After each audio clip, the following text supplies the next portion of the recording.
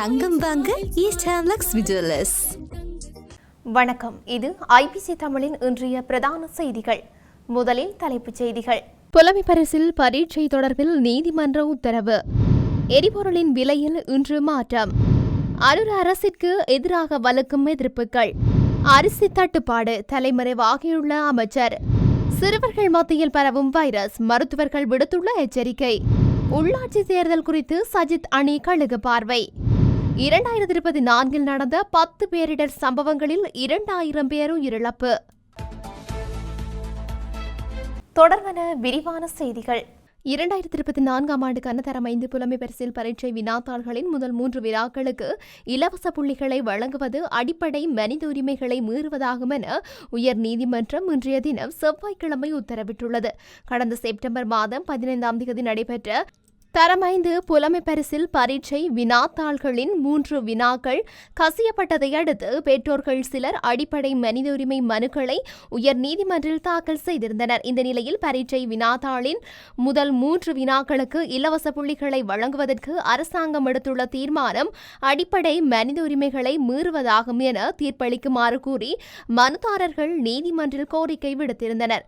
மனுதாரர்களின் கோரிக்கையை பரிசீலித்த யசந்த கோதாகொட, குமுதினி விக்ரமசிங்க மற்றும் அர்ஜின ஒபேசேகர ஆகியோர் அடங்கிய நீதிபதிகள் குழாம் இந்த உத்தரவை பிறப்பித்துள்ளன. மேலும் இந்த பிரச்சினைக்கு தீர்வு காண்பதற்காக நியமிக்கப்பட்டிருந்த குழுவினால் முன்வைக்கப்பட்ட 3 பரிந்துரைகளில் ஒன்றை உடனடியாக அமுல்படுத்த நடவடிக்கை எடுக்குமாறும் பரீட்சைகள் ஆணையாளர் நாயகத்திற்கு நீதிமன்றம் உத்தரவிட்டுள்ளது.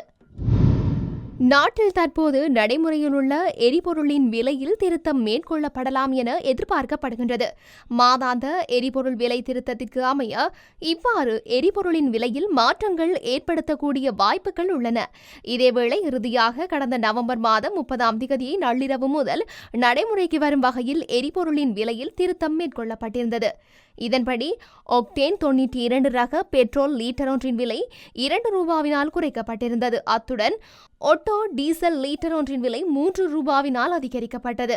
மேலும் மண்ணெண்ணெயின் விலை 5 ரூபாவால் அதிகரிக்கப்பட்டதுடன் ஒக்டேன் 95 ரக பெட்ரோல் மற்றும் சூப்பர் டீசல் ஆகியவற்றின் விலைகளில் எவ்வித மாற்றமும் செய்யப்படவில்லை என்பதும் குறிப்பிடத்தக்கது. பிங்கிரியவில் தேசிய மக்கள் சக்தியின் நாடாளுமன்ற உறுப்பினர்களுக்கு எதிராக ஆர்ப்பாட்டத்தில் ஈடுபட்டவர்களில் ஒருவர் கைது செய்யப்பட்டுள்ளார். பிங்கிரிய தனியார் ஆடை தொழிற்சாலைக்கு விஜயம் மேற்கொண்ட தேசிய மக்கள் சக்தியின் நாடாளுமன்ற உறுப்பினர்கள் விஜயசிறி பசநாயக்க, அஜித் ஜிஹான் ஆகிய இருவருக்கும் எதிராக சிலர் ஆர்ப்பாட்டத்தில் ஈடுபட்டனர். ஆர்ப்பாட்டத்தில் ஈடுபட்ட ஒருவர் கைது செய்யப்பட்டுள்ள அதேவேளை மேலும் 8 பேரை கைது செய்வதற்கான நடவடிக்கைகள் இடம்பெறுவதாக போலீசார் தெரிவித்துள்ளனர். தனியார் ஆடை தொழிற்சாலைக்கு விஜயம் மேற்கொண்ட வேளை 2 நாடாளுமன்ற உறுப்பினர்களும் கப்பம் பெற முயன்றனர் என குற்றச்சாட்டுகள் வெளியாகியுள்ளன.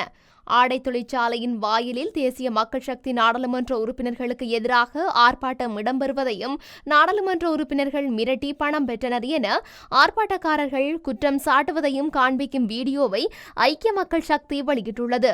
முன்னரே திட்டமிடப்பட்டிருந்தபடி கலந்துரையாடல் ஒன்றிற்காகவே அங்கு சென்றதாக தெரிவித்துள்ள நாடாளுமன்ற உறுப்பினர் விஜயசிறி பசநாயக்க, தாங்கள் அங்கிருந்து வெளியேறிக் கொண்டிருந்த வேளை குழுவொன்று தவறான விதத்தில் நடந்து கொண்டது என தெரிவித்துள்ளார். நாடாளுமன்ற உறுப்பினர்கள் வாகனத்தை குழுவொன்று மறித்துக் கொண்டு நிற்பதை வீடியோவில் காண முடிந்துள்ளது. ஆடை தொழிற்சாலையின் வாகன போக்குவரத்து நடவடிக்கைகளில் ஈடுபட்டுள்ள தேசிய மக்கள் சக்தியுடன் தொடர்புடைய நபர்கள் ஏற்கனவே இயங்கிக் கொண்டு குழுவை அகற்றிவிட்டு போக்குவரத்தை முழுமையாக தங்கள் கட்டுப்பாட்டின் கீழ் கொண்டுவர முயல்கின்றனர் என ஆர்ப்பாட்டக்காரர்கள் ஊடகவியலாளர்களிடம் தெரிவித்துள்ளனர். அமைச்சர் வசந்த சமரசிங்க வாய்ச்சொல் வீரர் மட்டுமே என்று தேசிய விவசாய ஒன்றியத்தின் தலைவர் அனுராதா தென்னகோன் விமர்சித்துள்ளார். கொழும்பில் நேற்று திங்கட்கிழமை நடைபெற்ற ஊடகவியலாளர் சந்திப்பின் போதே அனுராதா தென்னகோன் மேற்கொண்டவாறு குறிப்பிட்டுள்ளார். அங்கு தொடர்ந்தும் கருத்து வெளியிட்ட அவர், அரிசி தட்டுப்பாட்டுக்கு தீர்வாக 10,000 மெட்ரிக் டன் அரிசியை கூட இறக்குமதி செய்ய முடியாத அரசாங்கம் அரிசி மாபியாக்களை எவ்வாறு இல்லாதொழிக்கும்? சந்தையில் நிலவும் அரிசி தட்டுப்பாட்டுக்கு தீர்வாக இந்தியாவிலிருந்து 70,000 மெட்ரிக் டன் அரிசியை இறக்குமதி செய்வதாக அரசாங்கம் குறிப்பிட்டது. ஆனால் இதுவரையில் 10,000 மெட்ரிக் டன் அரிசி கூட இறக்குமதி செய்யப்படவில்லை. தேசிய விவசாயத்தை மேம்படுத்துவதற்கு நடைமுறைக்கு சாத்தியமான எந்த நடவடிக்கைகளும் அரசாங்கம் முன்னெடுக்கவில்லை. வாய்ச்சொல் வீரரான அமைச்சர் வசந்த சமரசிங்க தலைமறைவாகியுள்ளார் என்றும் அனுராதா தென்னகோன் குற்றம் சுமத்தியுள்ளார். சமகாலத்தில் சிறுவர்கள் மத்தியில் பல வகை வைரஸ் காய்ச்சல்கள் பரவி வருவதாக சிறுவர் நல மருத்துவர் தேபால் பெரேரா தெரிவித்துள்ளார். பாடசாலை விடுமுறை என்பதாலும் சுற்றுலா மற்றும் விளையாட்டு நடவடிக்கைகளில் அதிக அளவில் ஈடுபடுவதாலும் பிள்ளைகள் வைரஸ் தொற்றுக்கு ஆளாவதே இதற்கு காரணம் என வைத்தியர் சுட்டிக்காட்டியுள்ளார்.